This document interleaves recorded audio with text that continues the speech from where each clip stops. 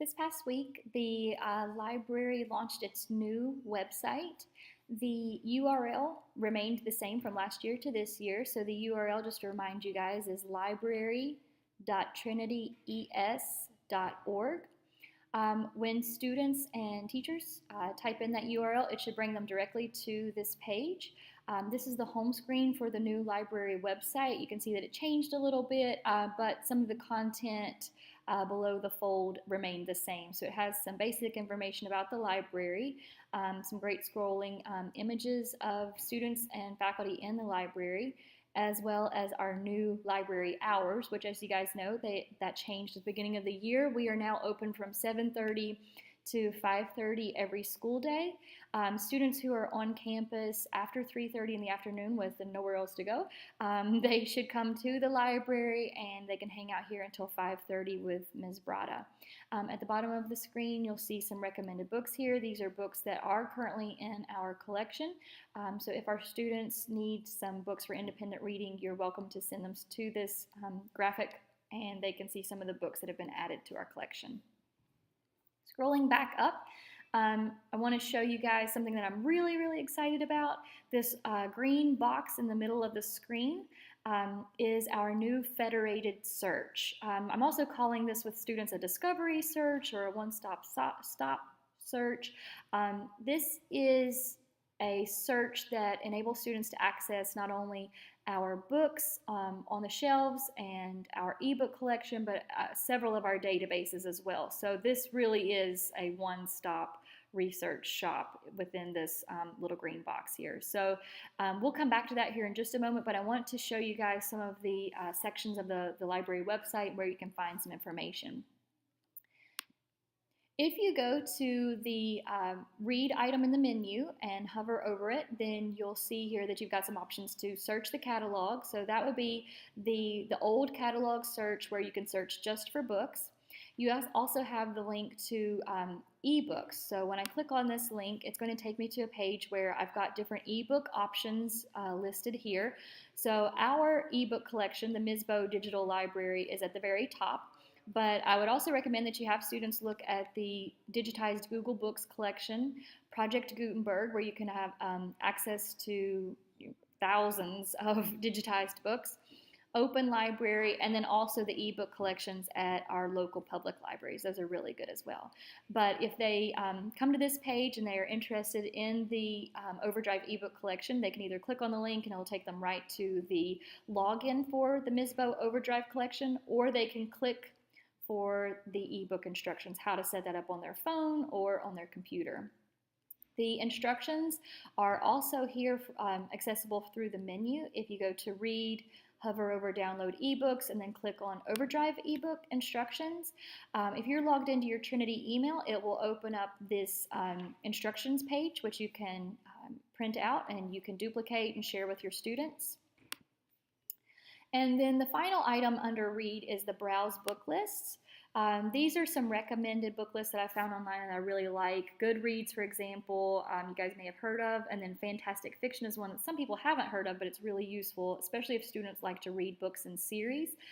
Fantastic Fiction is a website where students can type in an author or a title or a series, and they can find all the books in that series in sequential order, which is really nice. Also, the New York Times Young Adult Bestsellers list, there's a link here. The Lexile level book lists are here as well, and Common Sense Media, which I really enjoy.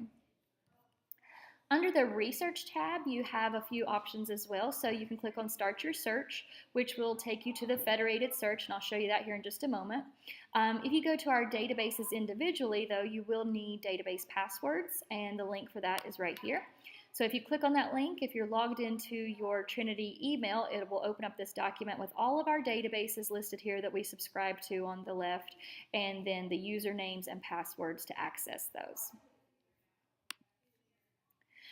The subject resources link at the bottom, I have 3 pages here currently created, ready to go, have been used. I'm going to keep adding to this, but these are pretty helpful. I show students on this page where to find information in the print collection, so in the nonfiction collection. And then I have some online resources listed here as well, just websites that I found that have really good information for research on that topic. And I hope to keep adding to that list of subject resources this year. If you have a subject that you would really like to have one of these pages created for, just let me know and I'll try to put that to the top of my list. The Write and Cite button in the menu takes you to a list of online writing labs and resources.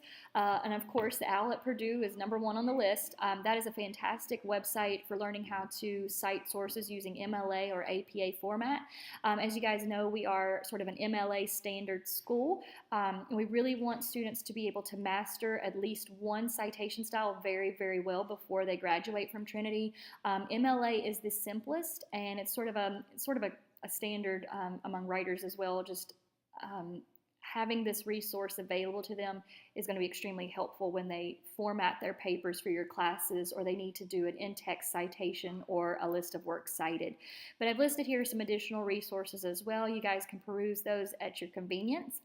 At the bottom of the page are 2 citation tools. We have Noodle Tools and EasyBib. The Noodle Tools is a subscription-based resource that we offer to students and staff here at Trinity. If you need help logging into Noodle Tools, just let me know. The EasyBib is still a free version of EasyBib. I'm looking into the education version of that as well, just trying to weigh our options as far as Noodle Tools or EasyBib for the future. But right now, both of those resources are listed at the bottom of the Write and Cite page. Under the About section of the website, I have here listed our services and policies for using the library, as well as the mission, vision, and values for the library. Under the Contact link, I have here 3 forms that students can click on and submit either a question or a recommendation or to renew a book. So if they click on Ask the Librarian, maybe they're stuck in study hall or they're stuck in class and they have a question for me. Instead of coming to the library, they can just shoot me a quick form and I will email them back. The Renew a Book link opens up another form. So maybe they need to renew a book, and you guys are welcome to use this as well. So maybe you've checked out some materials from the library and you need to renew those. You can use this form. And then finally, the Recommend a Book. So again, this is something that you all as teachers can use. Maybe there's a book that you would like to see on the shelves, or maybe one that you'd like us to purchase for you to read personally. For class, we've told the students that if there's a book that they're interested in reading and maybe we don't have it, or maybe they think their classmates would like to read it, they can submit a Recommend a Book form. Now, any recommendations, we will apply our library selection policy criteria to those recommendations and make a determination about whether or not we want to add the book to the collection. But you can submit the form. Just let me know your name, the title of the book, the author if you have it, and then also a preference of hardcover or paperback. And I'll do my best to get the format of preference. And then just click on Submit, and it sends me an email, and I will respond back to any of the requests that are submitted to me by form through the library website. Now, going back to the federated search, this is the part that I'm the most excited about. This has been something that I've been working on since last year to launch here at Trinity. It's very similar to the federated searches that academic libraries offer. So when students use this tool, they are actually learning how to use a tool that they will use in college. So the federated search searches our print collection catalog, our ebook collection catalog, and several of our databases. So students can type in any sort of search topic that they are interested in learning more about, and just start from here with a very basic search, or they can click on the advanced button and go into the system with an advanced search in mind. So maybe some particular search terms, maybe some time limitations, things like that, but we're just going to start out with a basic search.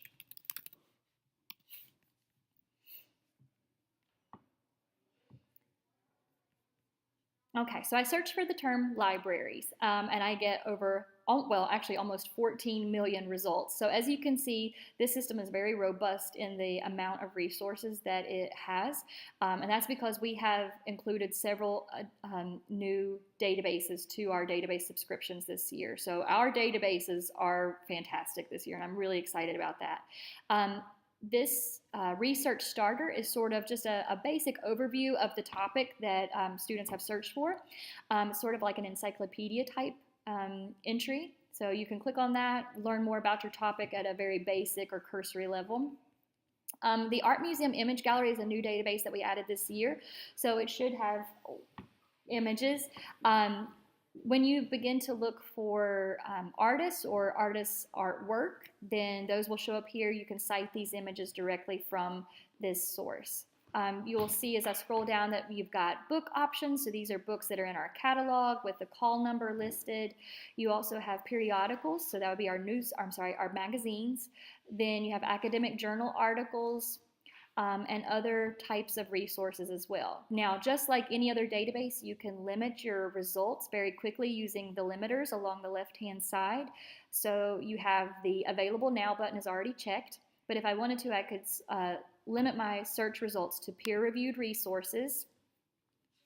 If I wanted to see just the books that were in the catalog, I could check the book box next to Catalog Only. I can also limit the time period of publication, so I can click on the little time button and pull that over and set maybe a limit of the past 100 years, and that's going to limit my results again. And then I can click on some of these links along the left-hand side and expand those to get the options that are available for that. So source types, I've got academic journals, reviews, magazines, biographies, conference materials. Then I can click on show more and it will give me even more options available. So I'm going to select just academic journal articles. And maybe I want to limit my search again by subject. So I'm interested in library, perhaps as a research article. So now I've gone from almost 14 million results down to 149,000. That's pretty good narrowing just with a few little search options over here along the left-hand side. I can also limit by database as well. So you'll see all of our databases listed here. So I could limit my results to just a specific database's offerings. I can also limit by publication, language, and geography. So once I find an item in this results list that I'm interested in reading, I can click on the title or on the PDF full text link if this is an academic journal article, for example. It will open up the digital version of the article, and then along the right-hand side, I could add this to my Google Classroom by clicking on the Google Classroom link. I could add it to my Google Drive. I can print it out. I can email it to someone. I can create an account and save it to a folder. I can cite it from here. I can export it, create a permalink directly back to this article again, or I could share it. Now, the cite button is one of the most helpful tools here, is because a lot of students have trouble citing sources when they're having to go into Noodle Tools and come up with all the information that they need in the form. But if they click on the Cite button from here, they'll get a list of different citation styles. They can scroll down to MLA. They can click, drag, highlight, copy, and paste their citation directly from this system. So that is the new federated search, sort of in a nutshell. If you would like me to come in and teach your students how to use this, I would be happy to do that. I'm also happy to offer one-on-one assistance with this tool if you would like to use it more. I will just mention one more little thing before I leave it behind, though. The images in here are fantastic, and a lot of students struggle with using images for assignments because they have to go to Google Images and figure out a way to cite those images. They can cite these images directly from the federated search. So all the information that they need to cite them is here. If you guys have any questions, please feel free to contact me. And like I said, I'm happy to come into your class or work with you one-on-one. Thank you.